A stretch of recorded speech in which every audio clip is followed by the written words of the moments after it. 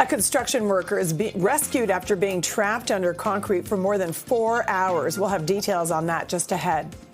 Multiple people arrested and accused of participating in a criminal organization after more than a dozen break-and-enters in York region. And we are live at Bank College, where a major closure will begin on Monday that's shutting down the heavily used intersection to traffic. This is Live at 5.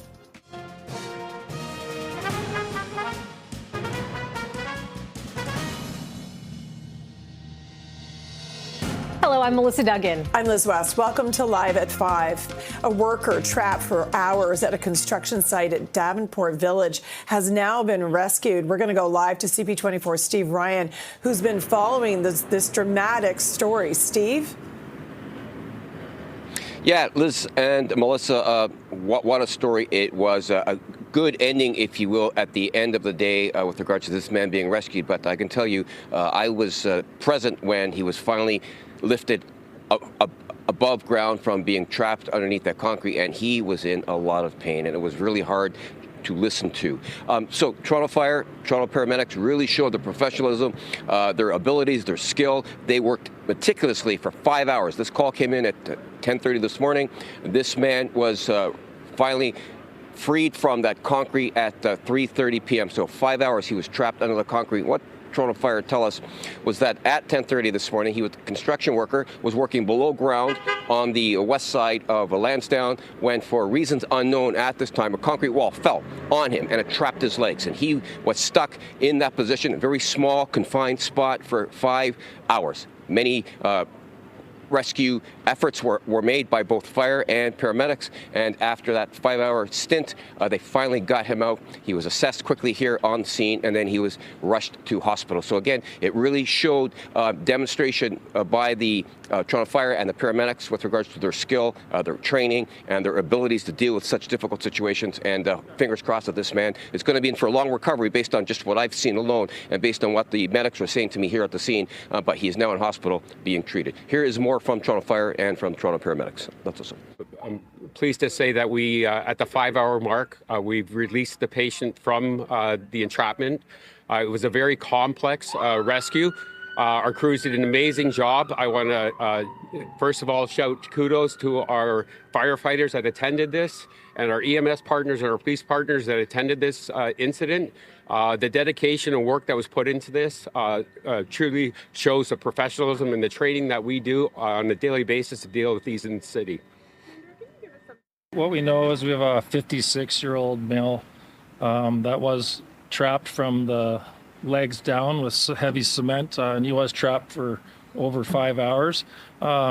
His condition, I would say, is our working assessment is serious but non-life-threatening. He is dealing with multi-system trauma, and he is going to a local trauma center now.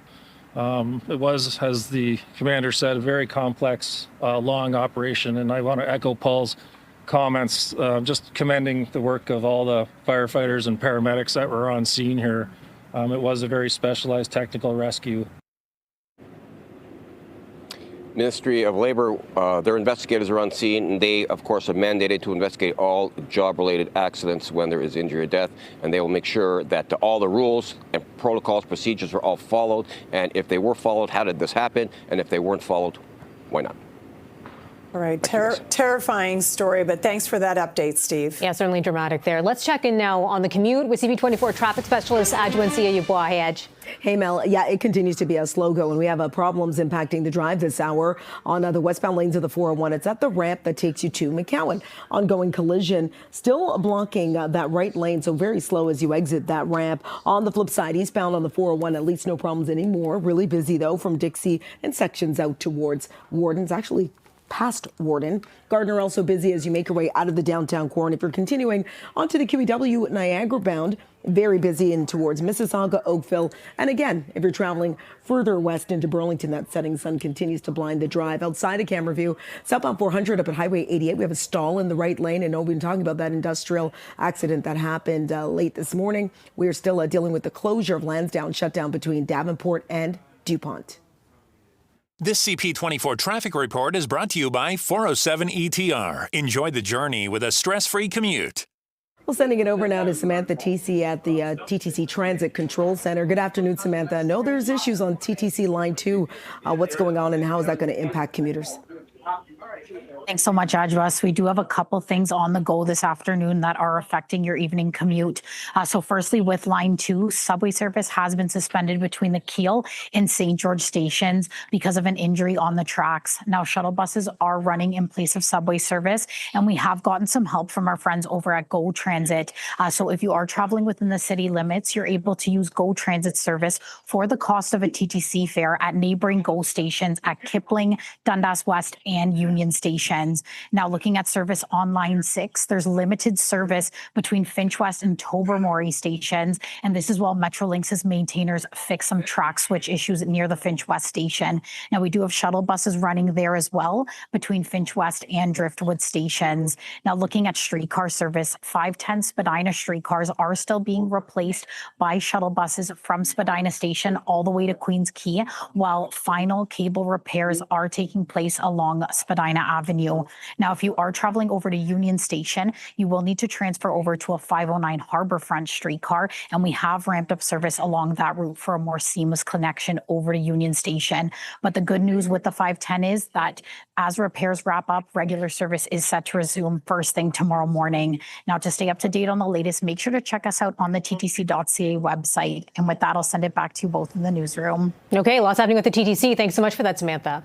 And we're now hearing from the high-ranking Durham police officer accused of using a racially inappropriate term during a meeting. Deputy Chief Chris Kirkpatrick is currently suspended with pay.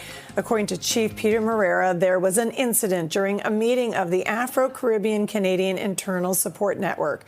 Morera says language was used that, although not directed at anyone, was offensive and inconsistent with the values of the police service. Before joining Durham, Kirkpatrick served as a superintendent with Toronto Police. Now, the suspended Durham Deputy Chief Chris Kirkpatrick tells CP24, as it is under investigation, I am ready to fully cooperate in that process, but would decline making a statement to the media at this time. Ajax councillor Sterling Lee released an open letter condemning the incident. To say that I was shocked and appalled is absolutely an understatement. It's 2026, and for all the work we've done since Black Lives Matter, since the civil rights movement, there are certain words we know not to say, whether it's in mixed company, whether it's in a professional setting. The fact that it was in a professional setting as a superior to people, as part of a working group for the Afro-Caribbean officers, and to use that word casually is absolutely unacceptable. And it was disheartening to hear. And I think I speak on behalf of myself and the general Black community and racialized community in Durham Region and Ajax. We expected better. The alleged misconduct by the deputy chief will be investigated by an independent third party. 3 people have been arrested in more than a dozen break-and-enters in Vaughan, Richmond Hill, and Markham. York Regional Police released this video from their helicopter from yesterday as suspects entered a home on Tower Hill Road in Richmond Hill. 2 men from Toronto and a 3rd man from Vaughan were arrested nearby.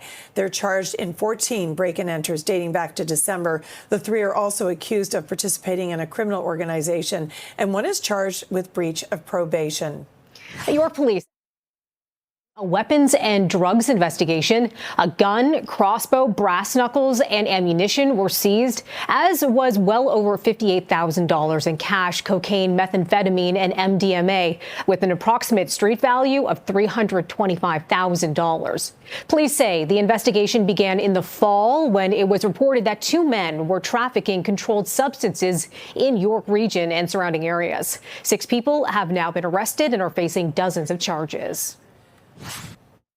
A suspect is in custody after a massive drug trafficking operation in Halton dubbed Project Forge. The investigation started in the fall, and on February 9th, officers carried out search warrants at 2 locations and a vehicle.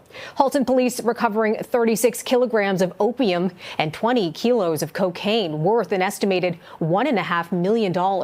They also seized upwards of $15,000 in cash. 22-year-old Aiden Zidane was arrested and charged with trafficking. He's being held in custody pending a bail hearing. It's 5:09, 7 degrees. Balmy, feels like 4. This is Live at 5. Coming up after the break, we'll bring you the details of a major closure at a downtown intersection coming into effect next week. Our Cija Lou will have that story for you next.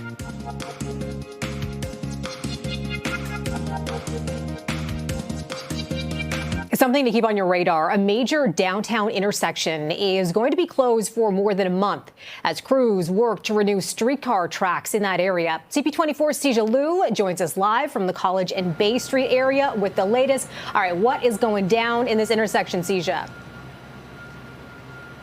Well, Melissa and Liz, if you think traffic downtown is bad, just wait until Monday. There is a major construction project happening here at Bay and College. Take a look behind me. Some of these large excavators are moving in the street this hour as we speak. They have the porta potty set up for all the construction crew. Essentially, for the next month and a half, this extremely busy intersection at Bay and College will be a parking lot for these construction equipment as they do some projects. So this will be closed starting at 7 a.m. on Monday until mid-April. This is because the city is working to renew streetcar tracks as well as replace service and sewer pipes underneath the street. So if you're coming here Monday morning, expect some loud noises. This will be happening 24/7 around the clock construction for the next month and a half.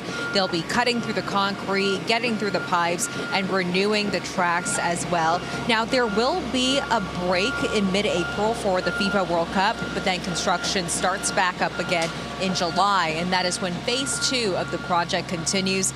Then you will see some closures on College Street here from Bay stretching all the way to Church.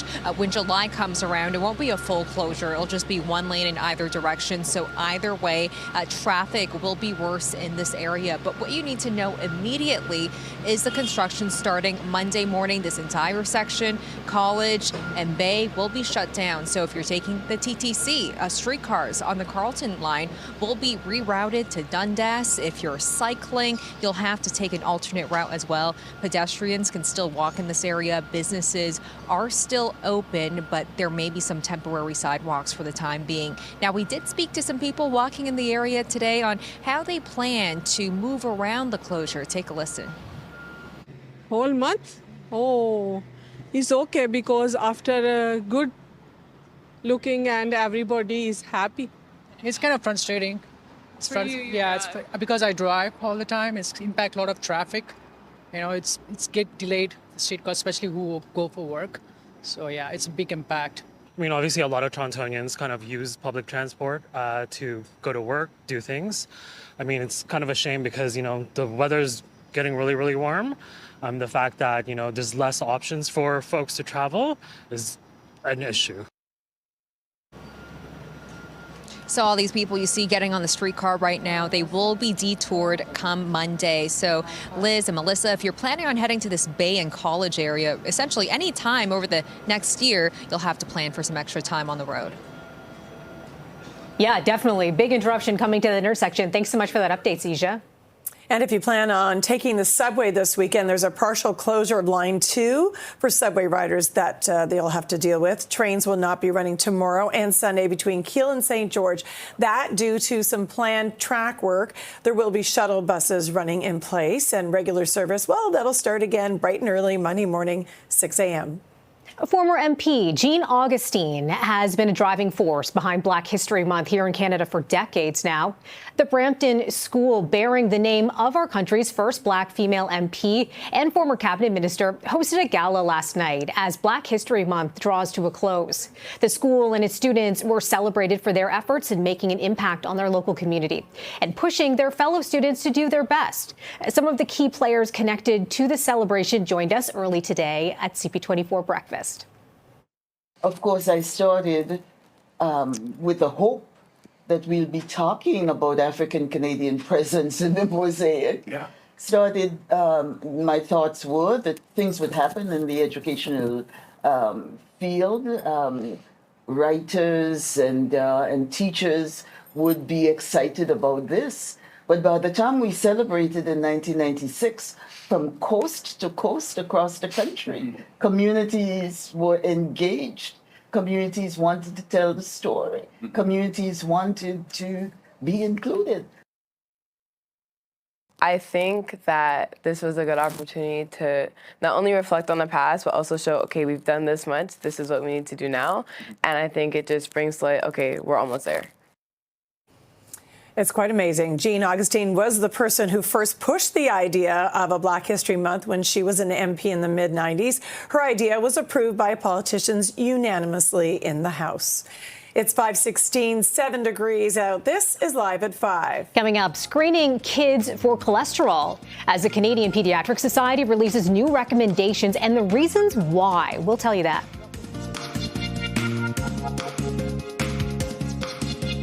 The Canadian Pediatric Society is recommending cholesterol screening for all kids between the ages of 2 and 10. Now, the position statement released today says plaque buildup in the arteries, including cholesterol, starts in childhood, and it's a key driver of heart disease and stroke. Experts say about 1 in 300 people have high cholesterol. That's caused by a genetic condition passed down through families. And universal screening with a blood test, that will allow doctors to identify the condition early and begin treatment. Pediatrician Dr. Dina Kulik says these recommendations are a great idea. We haven't before had specific guidelines in Canada from the Canadian Pediatric Society about testing children for their cholesterol, but there are some guidelines out of the US that start at age 9. They recommend to start testing cholesterol in children at that age, but recent studies have shown that we can make a huge impact on these kids' lives if we detect risk of high cholesterol, specifically finding if children have high cholesterol as young people, because that can make a huge impact on their lives, reducing the risk of heart disease and stroke as they get older. Now, officials say the guidance is meant to give primary care physicians as many chances as possible to do the blood test, even though treatment with medication wouldn't begin until the age of 8. The tech company behind Square and Afterpay is laying off more than 4,000 employees as it capitalizes on its use of artificial intelligence. In a letter to shareholders, Block CEO Jack Dorsey says intelligence tools have changed what it means to build and run a company. The Twitter co-founder says a significantly smaller team using AI tools can do more and do it better. The cuts represent about 40% of Block's workforce. We spoke to tech expert Mohit Rajans about the move. These tech companies are being held accountable to actually invest in themselves as well. So think of it, for the past 18 months, these companies have not necessarily been able to show the ROI on investment with AI. So they have to show that internally they're adopting the same tools that they're trying to sell to the market. So we have to be careful. On one hand, we have to agree that Jack Dorsey, thought leader in the space, actually knows what he's talking about. But we also are seeing these tech companies say, wait a minute, if we're going to invest in all this infrastructure, we have to prove that this stuff works. Block operates in several countries, including here in Canada. It's unclear which employees would be laid off and where. And it's a balmy 7 degrees, 5:21. This is Live at 5. Yeah, nicer weather. We're seeing it begin. How about going to the movies? A scary movie franchise returns to the big screen. We're going to tell you what film critic Richard Krause has to say about Scream 7 after the break.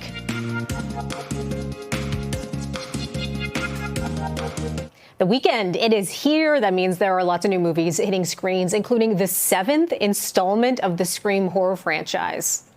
Nice little town you found. You and your pretty daughter. Neve Campbell returns in Scream 7. It follows Sydney Prescott as she starts a new life in a new town far from the reach of a serial killer Ghostface. Or she thinks. Film critic Richard Krause says the Scream movies once delivered clear commentary on slasher flicks and horror tropes, but this one feels rudderless and its take on artificial intelligence. All the movies have been about something other than just this ghost face killer killing people. This movie isn't. It uses AI and deep fakes as a plot point, but nothing more. There's no comment on the technology as the film proceeds. So what you're left with is the kind of movie that the original Scream movie deconstructed and kind of made fun of a little bit. So I gave Scream 7, which is in theaters right now, 2.5 stars out of 5. The Beatles have been my whole life, really. when we split up. Cool. That's Paul McCartney, Man on the Run. It's a feature-length documentary that examines the artist's life and career after the Beatles broke up. It's an up-close and personal look at the rarely documented and often misunderstood chapter in Paul McCartney's career. Richard Krause says it's a treasure trove of never-before-seen footage, musical performances, and insight. It's a fascinating portrait about one of the most famous people in the world at that moment, who was feeling vulnerable, was afraid that they might not be able to write music ever again.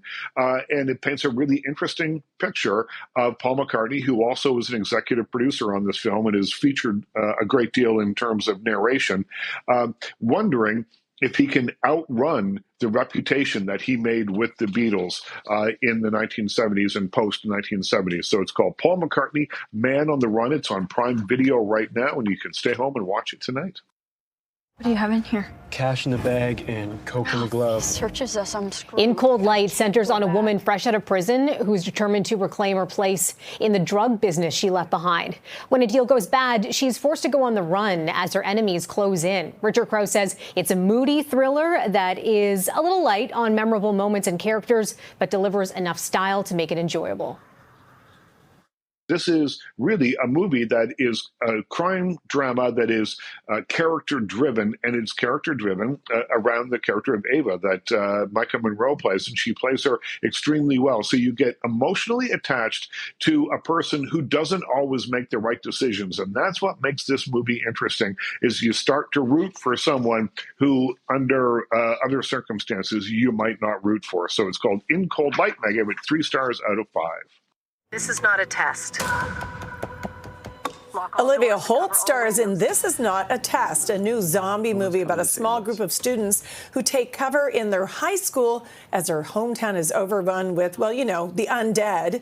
Richard Krause says it's a cross between The Breakfast Club and Night of the Living Dead, saying that while it delivers lots of bloody zombie violence and good performances, it's weighed down by pacing problems and some clunky dialogue. He gives it a 3 out of 5. All right, 7 degrees. That's a good temperature to go to the movies. 5:28's the time. This is Live at 5. We are following developments tonight from Davenport Village following an hours-long rescue of a worker trapped in a trench. Stay with us.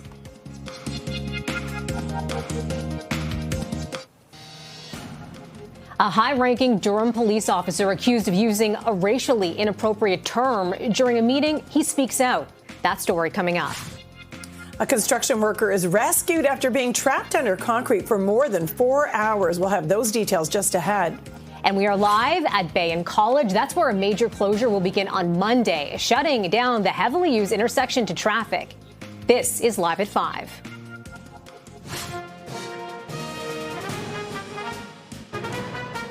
And I'm Melissa Duggan. Welcome to Live at 5.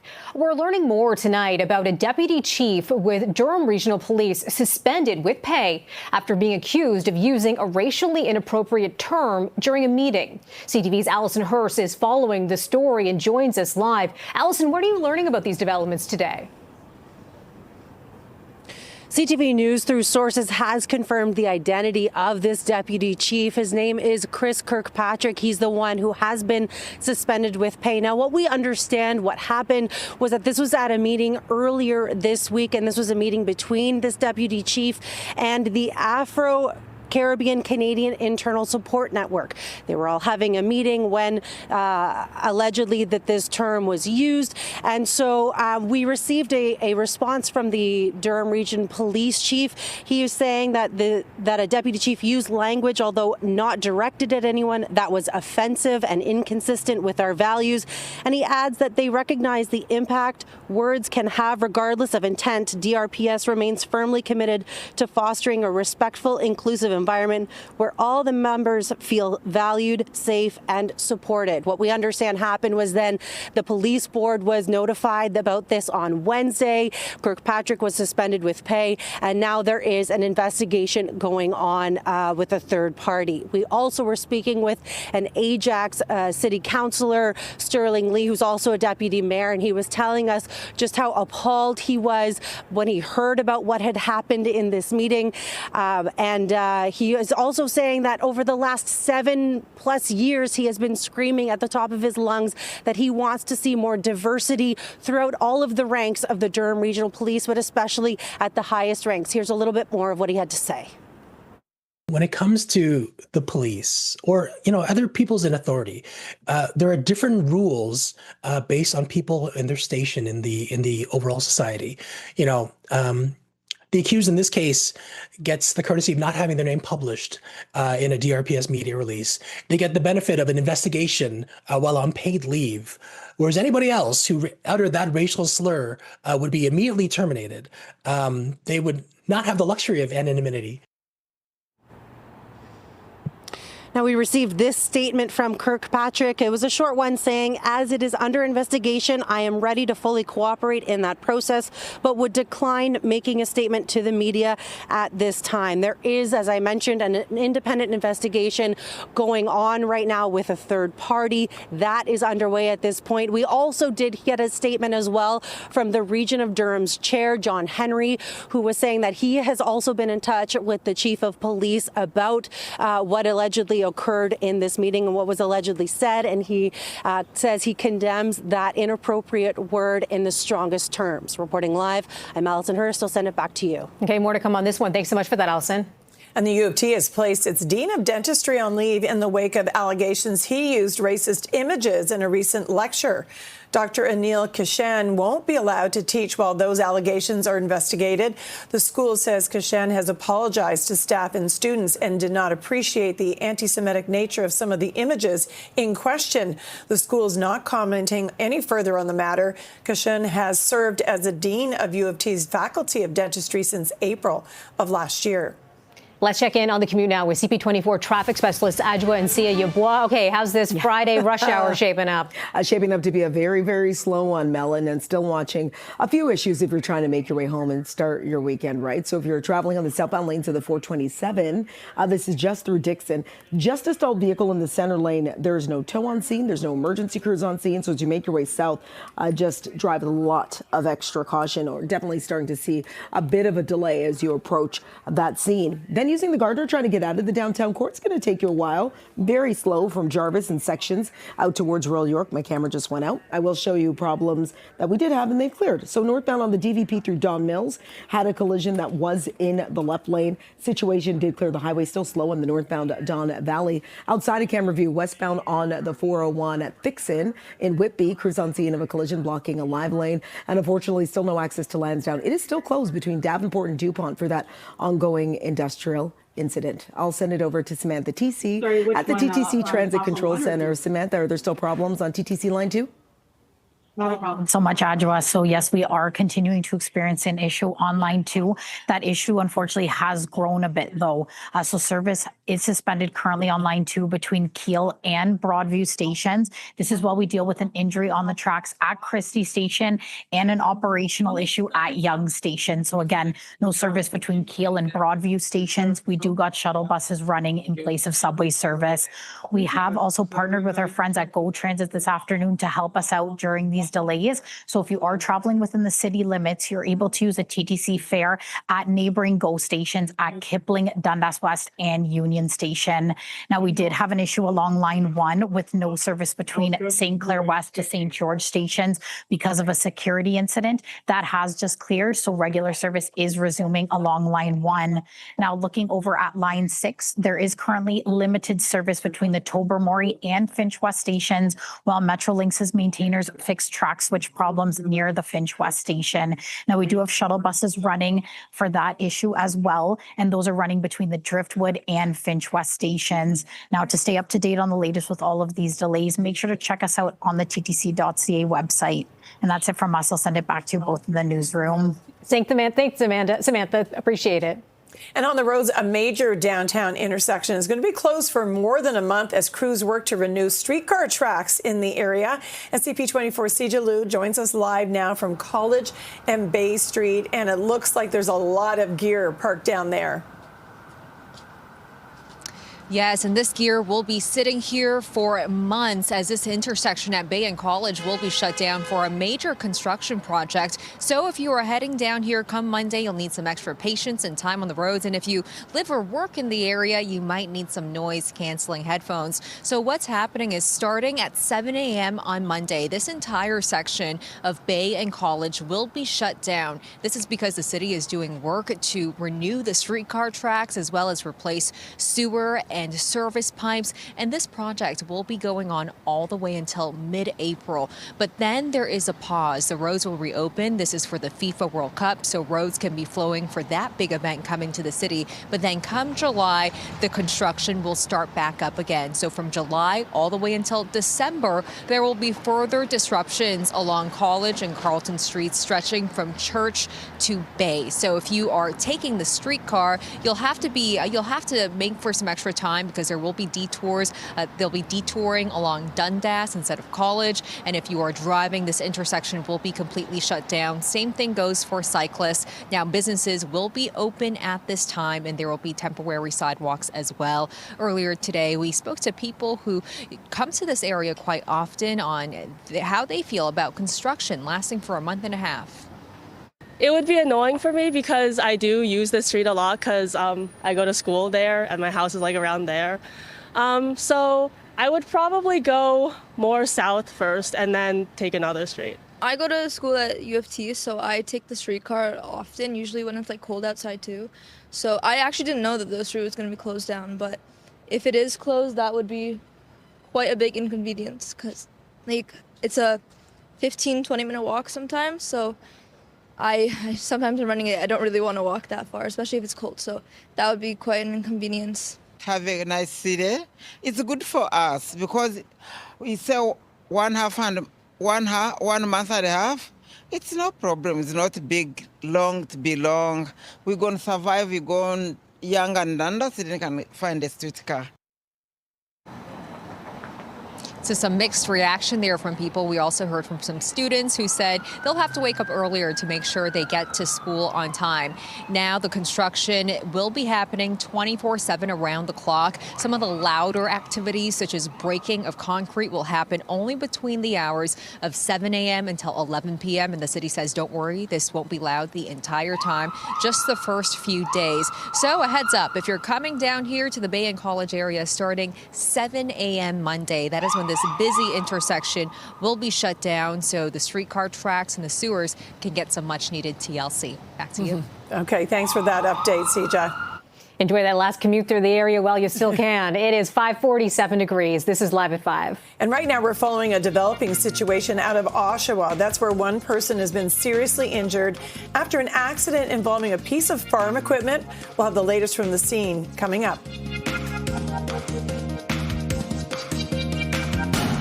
A man is in hospital after being critically injured by a piece of farm equipment in North Oshawa.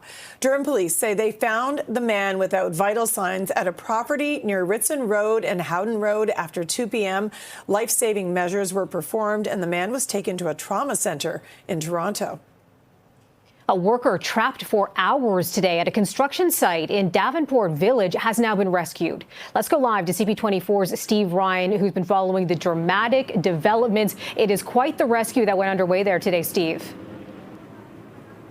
Yeah, it certainly was. And Toronto Fire and Toronto paramedics, they train for trench rescues. And I have to tell you, watching this unfold today, since it happened, was quite clear just how skilled and professional they are when it comes to carrying out or practicing those skills, because it certainly was on display today. So we did hear that at 10:30 this morning, a construction worker was working below ground on a condo unit on the west side of Lansdowne, south of Davenport. For reasons unknown at this time, a concrete wall collapsed in on him, trapping his legs. He was stuck in that position in a very small space, according to Toronto Fire.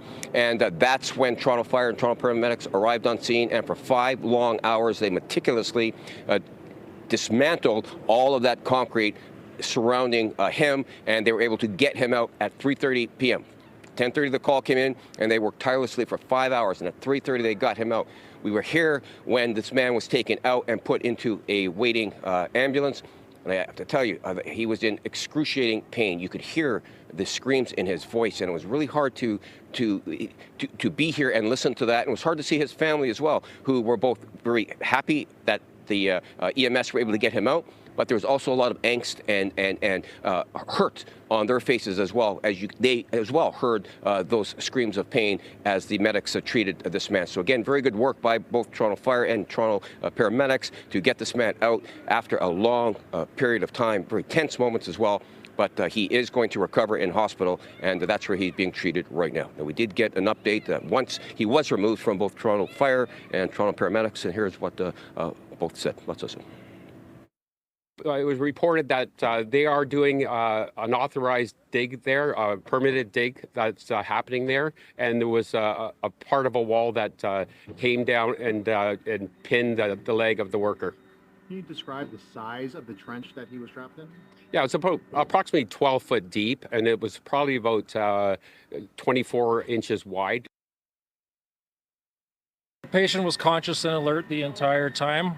The challenge is not having a visual below the entrapment to know the extent of the injuries the whole time. So we just worked on pain management and monitoring vitals and keeping them alert the whole time.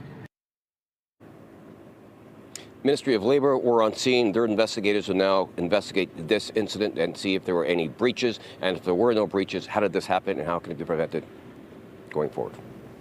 Back to you guys. Steve, so distressing to hear you describe the sounds this man was making. Thank you so much for that update. Yeah.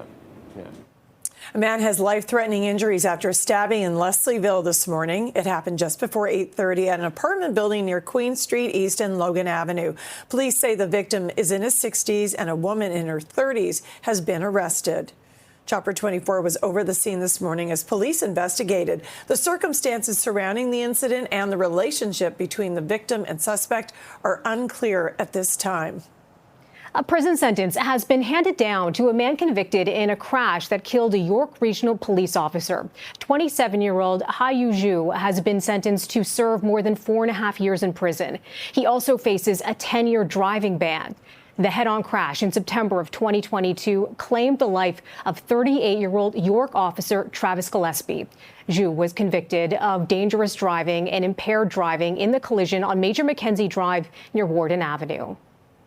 And a Toronto man is charged in a sexual assault in Ajax, and police are concerned there may be more victims. 22-year-old Austin Jeffrey Stremble is accused of sexually assaulting a woman he interacted with on Snapchat. Police say it happened in the Harwood Avenue and Bailey Street area in July. Stremble is known to use the handle AJ's World 22. Anyone with information is asked to contact police or Crime Stoppers.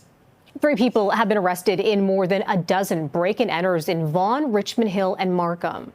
York Regional Police releasing this video from their helicopter from yesterday as suspects entered a home on Tower Hill Road in Richmond Hill. 2 men from Toronto and a third from Vaughan were arrested nearby. They're charged in 14 break-and-enters dating back to December.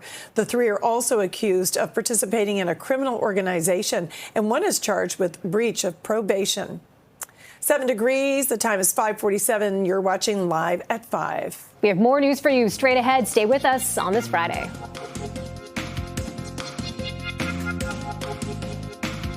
Students in Tumbler Ridge, BC are back in class for the first time since the mass shooting earlier this month. Represents the absolute inky black depth of the center of darkness, and yet there's hope attached to it. Classes are being held in portables on the school grounds with security guards stationed around the site. Students are returning gradually with a full schedule starting on Monday. They can choose whether to go back in person or learn online.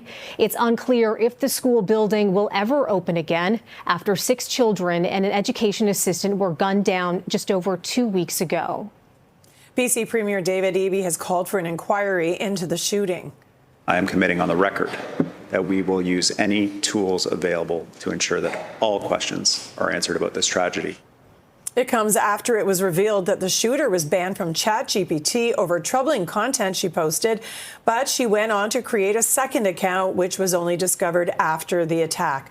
OpenAI says the activity would have been flagged to police under its new safety policies. Prime Minister Mark Carney is in India, where he's continuing efforts to reset a fractured diplomatic relationship with Prime Minister Narendra Modi's government. Carney's plane touching down in Mumbai today. He'll spend time there before heading to New Delhi to meet with Modi on Sunday. Canada and India are each looking to decrease their dependence on trade with the U.S. under President Donald Trump. Since becoming Prime Minister, Carney has been crisscrossing the globe in an effort to strengthen relations with other countries. Modi recently signed one of the largest trade deals in history with the European Union. It covers roughly 2 billion people. And China is calling off some stiff tariffs imposed when Beijing and Ottawa got into a trade spat late last year. China had said it was slapping a 100% tariff on things like Canadian canola, meal and pea imports. New tariffs were also tacked onto some Canadian seafood products, but thanks in part to a deal reached on a trade mission spearheaded by Prime Minister Carney to China in January, Beijing said it was stepping down on some of those tariffs. They will be removed on Sunday and kept off through the end of 2026. It's 5:53 and 7 degrees. This is Live at 5. Coming up, counting down to the FIFA World Cup in style as the excitement builds right here in the city.